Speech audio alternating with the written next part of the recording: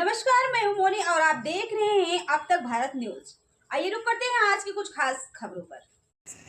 सनातन धर्म की रक्षा के लिए समाज के शोषित एवं गरीबों को भी साथ लेकर चलना पड़ेगा, मधुर दास महाराज जी ने कहा। सनातन धर्म की रक्षा के लिए समाज के सभी वर्गों को साथ में लेकर चलना पड़ेगा। समाज के धनी वर्ग को भी चाहिए कि अपने धन का सदुपयोग गरीबों की मदद करके उनके गिरते हौसलों को बढ़ाने के लिए करना चाहिए।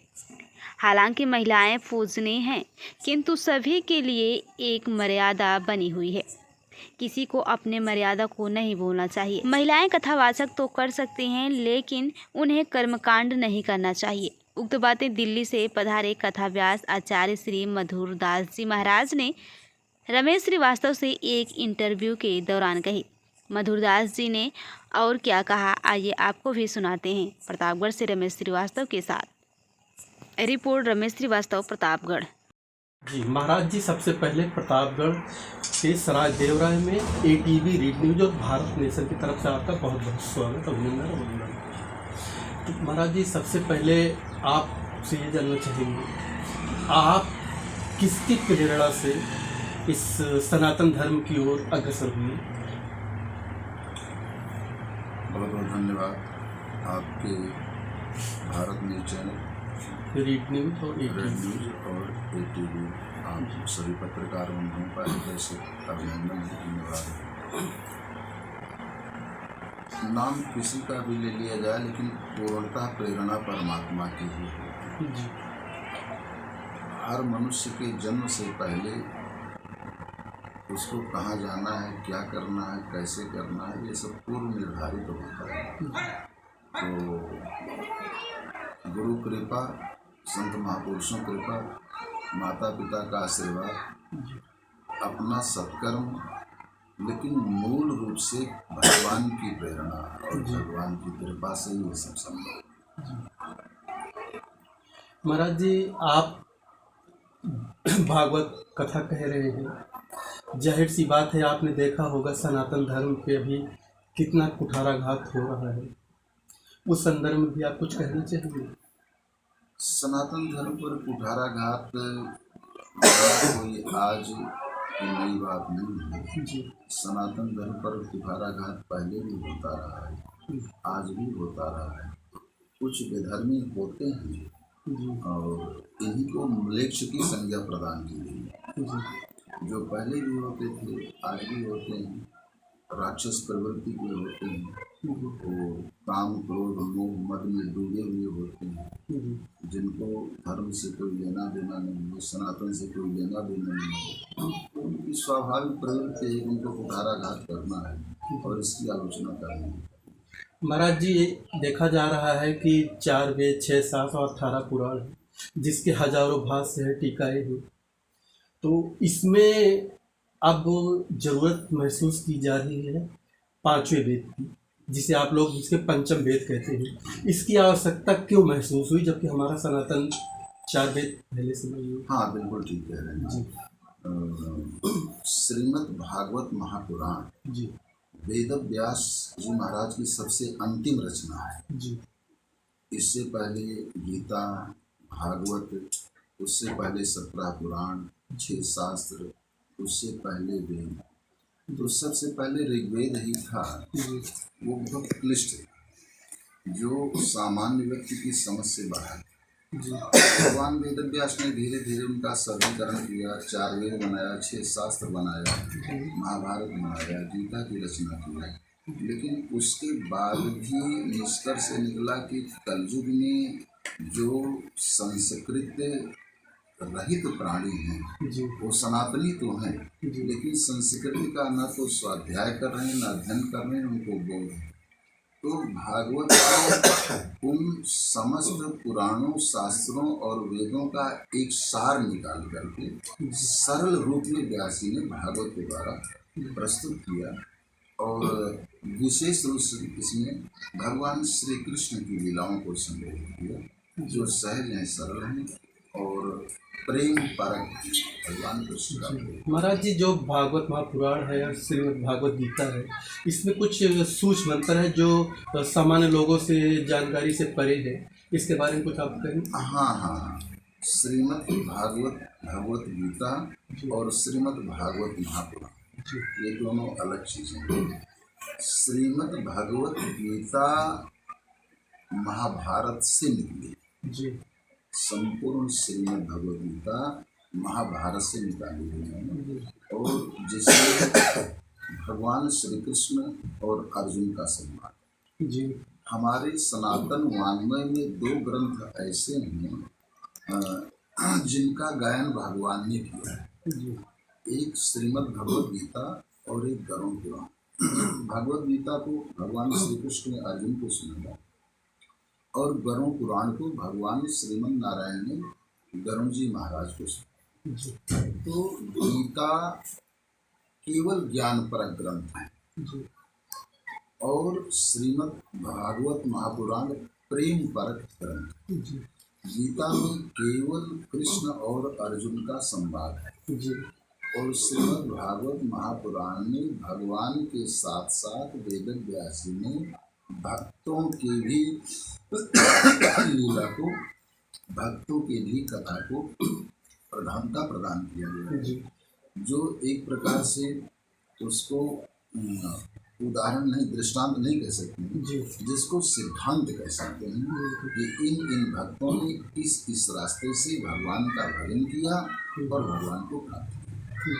ये अंतर है जी महाराज जी। आजकल देखा जा रहा है प्राय कि लोग धर्म परिवर्तन की ओर ज़्यादा बढ़ रहे हैं अपने सनातन धर्म को छोड़कर, इस पे क्या आशय जताया जाए? धर्म परिवर्तन केवल सनातन धर्म ही कर रहे हैं। आपने कभी सुना किसी जैनी ने धर्म परिवर्तन किया? किसी आर्य समाज को मानने वाले ने धर्म परिवर्तन किया? किसी निरंकारी राधा स्वामी ने या किसी सिख धर्म को मानने वाले ने धर्म परिवर्तन किया? ये केवल सनातन धर्म ही धर्म परिवर्तन करते हैं। अब वो कुछ ज़्यादा गरीब तबके के लोग हैं जिनको ईसाई लोग पैसा वैसा दे करके कन्वर्ट कर रहे हैं, उनको लोग लालच दे करके, और कुछ लोग ऐसे हैं जिनके पास तक हम सनातन धर्म का प्रचार प्रसार करने वाले पहुंच नहीं पा रहे हैं। एक हम लोगों में बहुत बड़ी कमियां आ रही हैं। वर्तमान में जनता जनार्दन को तो सुधारना चाहते हैं, लेकिन हम संत समाज और कथावाचक सुधारने का प्रयास करते हैं।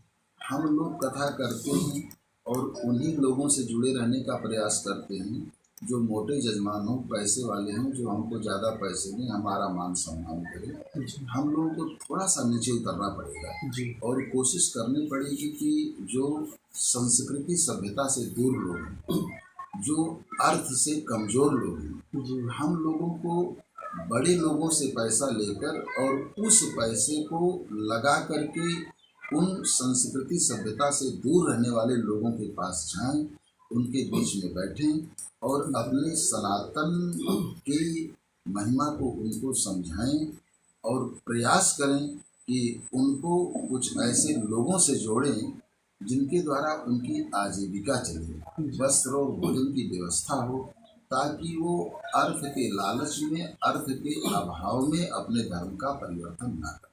जी महाराज जी, आजकल एक ट्रेंड चला हुआ है कि बाल विद्विषी जो भागवताचार्य आ रही है, आपने देखा होगा, जबकि हमारे धर्म ग्रंथों में मनाही है कि वो कर्म को कर सकती है, लेकिन भागवत जैसे पवित्र ग्रंथों को नहीं कह सकती है। या तो इस पे बारे में कुछ कहेंगे? अब इनके विषय में वर्तमान में क्या कहा जाए, बड़े बड़े संत महात्मा बैठे हैं, इस पर काफ़ी टीका टिप्पणी भी हो चुकी है।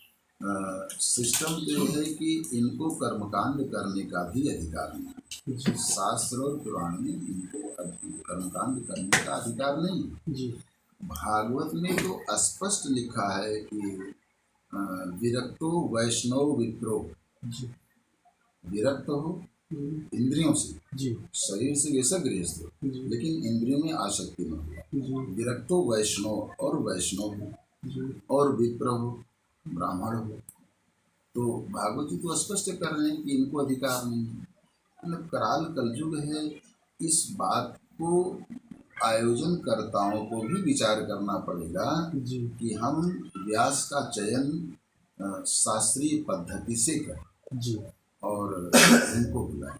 जी तो अब न तो जाति का भेद लोग देख रहे हैं, न संप्रदाय का भेद देख रहे हैं, न स्त्री और पुरुष का भेद। स्त्रियां वंदनीय हैं, इसमें कोई शक नहीं है। जी वो इस सृष्टि की बहुत महत्व, उन्हीं से ही दुनिया चल रही। जी किसी माता ने ही हमको जन्म दिया है, बिल्कुल और कोई स्त्री हमारी पत्नी बनकर आ रही है, कोई स्त्री हमारी बेटी बनकर आ रही है, तो उनके बिना तो इस सृष्टि का सृजन ही संभव नहीं है।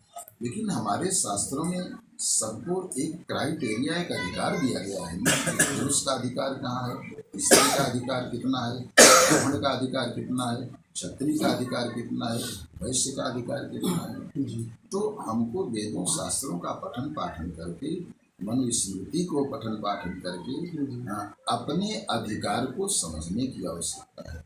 इससे न केवल शास्त्रों का हनन हो रहा है, इससे सामाजिकता का भी हनन हो रहा है। और ये जो माताएं मैंने पहले कहा कि वंदनीय हैं, ये इससे उनके भी आध्यात्मिक जीवन पर उनकी हानि है। लेकिन अब अर्थ के लोलुपता में नहीं समझ में बात आ रही है। जी, एक बात और आती है सर, ऋग्वेद की एक सूक्ति है, ब्रह्मण्यो ब्रह्म। लेकिन आजकल ब्राह्मण का जो तबका लगा बैठ करके कहते हैं हम ब्राह्मण हैं, तो इस जो समाज में कुछ बिखराव हो रहा है इसको लेकर के, तो इसके बारे में कुछ कहना चाहिए?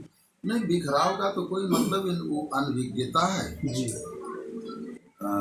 आप मुझे लग रहा है प्रश्न अधूरा कर रहे हैं। यहाँ पर बात आ रही ब्राह्मण, क्षत्रिय, वैश्य और शूद्र की, और इस पर काफ़ी लोगों का ये प्रयास है कि हम जाति भेद को समाप्त कर देंगे। ब्राह्मणों ने जाति भेद बनाया है, अपने आप को ऊंचे उठ करके बैठे हैं, छोटे लोगों को नीचा दिखाते हैं। ये गलत मानसिकता है। ये जो बहुत संकीर्ण विचारधारा के व्यक्ति हैं, ऐसे हैं। ब्राह्मण, क्षत्रिय और वैश्य, शूद्र, ये समाज की व्यवस्था ठीक ठाक से बनी रही, इसलिए ऐसा बनाया गया है। इस पर हमने एक बहुत बड़ा यूट्यूब पर हमारे एक लिंक मैं आपको दे सकता हूँ। प्रत्येक मनुष्य के शरीर में 4 वर्ण हैं। ब्राह्मण में शूद्र भी है पैर के रूप में, ब्राह्मण के शरीर में वैश्य भी है पेट के रूप में, ब्राह्मण के शरीर में क्षत्रिय भी है भुजा के रूप में, और इसी प्रकार से शूद्र के शरीर में ब्राह्मण भी है मुख के रूप में, क्षत्रिय भी है भुजा के रूप में, इसी प्रकार से वैश्य के शरीर में, इसी प्रकार से क्षत्रिय के शरीर में। ये 4 वर्ण हमारे अंदर हैं। ये कुछ गलत लोग अपनी व्यक्तिगत रोटी सेकने के लिए, वो चाहे नेता के रूप में हो, चाहे धर्म प्रचार के रूप में हो, चाहे समाज सेवक के रूप में हो, वो एक गलत प्रचार कर रहे हैं। और जाति और वर्ण व्यवस्था को समाप्त करने की जब से सिलसिला शुरू हुआ है, ये लोग जाति वर्ण को समाप्त नहीं कर रहे हैं, ये जाति वर्ण में मतभेद पैदा कर रहे हैं। इस तरह की वार्ता को लाकर चरण ही वंदनीय होता है। किसी ब्राह्मण के सिर को किसने प्रणाम किया कि प्रणाम पंडित जी, उनके चरण को ही छूते हैं ना। जो भी छूता है चरण को ही प्रणाम करता है। यानी वंदनीय प्रणम में शूद्र ही है, क्योंकि उसी की सर्व बड़ी सेवा है, वही सबको यात्रा करा रहा है। और कुछ कहना चाहेंगे महाराज जी अपनी तरफ से? हाँ, मैं सराय देवराय की पावन धरा पर ये हमारे भैया लोग सब बैठे हैं, हमारे ज्येष्ठ भ्राता हैं, सम्मानित द्विवेदी परिवार हैं, इनके द्वारा आयोजित इस भागवत कथा के माध्यम से मैं संपूर्ण जनता जनार्दन को, सभी सनातनी को, सभी मानवधारी को ये निवेदन करना चाहता हूँ कि आप लोग शास्त्र से जुड़ें, सनातन से जुड़ें, वेद से जुड़ें। हमारे महापुरुषों ने बहुत सरलीकरण करके उनकी टीकाएँ की हैं, उनको आप पढ़ें, उनके महत्व को पढ़ें और सनातनी बने रहें। देश के प्रति और अपने सनातन के प्रति समर्पण का भाव बना रहना चाहिए। इसी में मानवता है, मनुष्यता की श्रेष्ठता इसी में।